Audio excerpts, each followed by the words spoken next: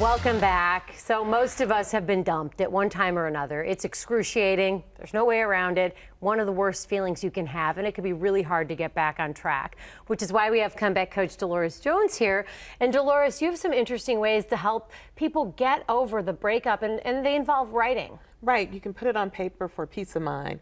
Working through your feelings and categorizing the experience can be very, very helpful. But you get real specific with your advice. This goes beyond journaling, and journaling is helpful, certainly, but you've broken it down to specific things to do based on how long you were in that relationship. How long you've been in the relationship, because people come into our lives for a reason, for a season, or for a lifetime. If you start to put that way, it helps out. So here's my breakdown. If you've dated for 45 days, the person gets an honorable mention. That's it, okay?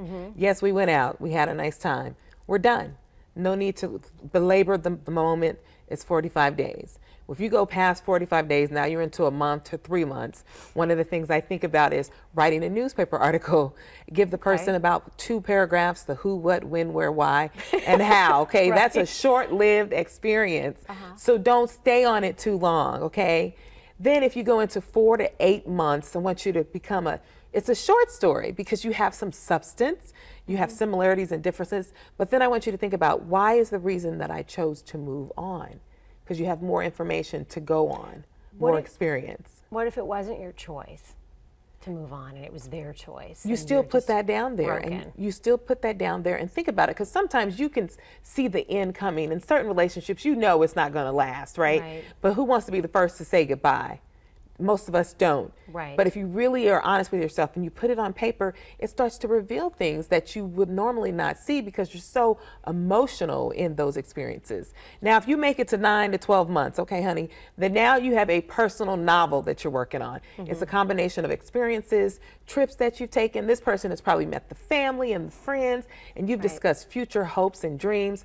But what did you really learn about yourself? What did you really learn? So all of these are teachable moments. And if you start to categorize them, you can kind of let them go and reveal things that you couldn't see because you're so emotional. And then you go back, think about it, then it can be very entertaining. I remember I wrote about a guy that I just knew I was going to marry this guy. And I wrote out the wedding details and everything. And I hadn't been with the person for a very long time. I think I was in love with love, right? And I went back and read it one day after we had separated or split. And I thought, girl, you were tripping. Were there delusional things, or were there things where you thought I missed a sign here and you're reading about it? And I was just trying to create it. I wanted the story to be what I wanted it to be versus what it was panning out to be. But I could go back and look and see and read it. And it was very entertaining to me. And I thought, really, girl, you were going to do all that with him?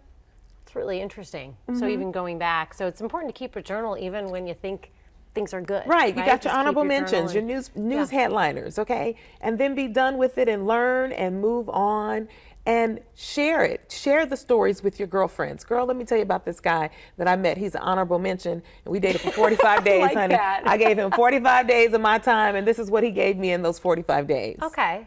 All right, I like that. Yeah. That's really good advice, Dolores. If you have a dilemma for Dolores, we've posted a link to Dolores's website on ours. You can message her. You might see her on our next show or next segment discussing whatever your dilemma was with the whole audience. You can get more information about Dolores's book as well. It's called Stop the Dumb Stuff. It's very good. Thank you, Dolores. You're very welcome. Dave.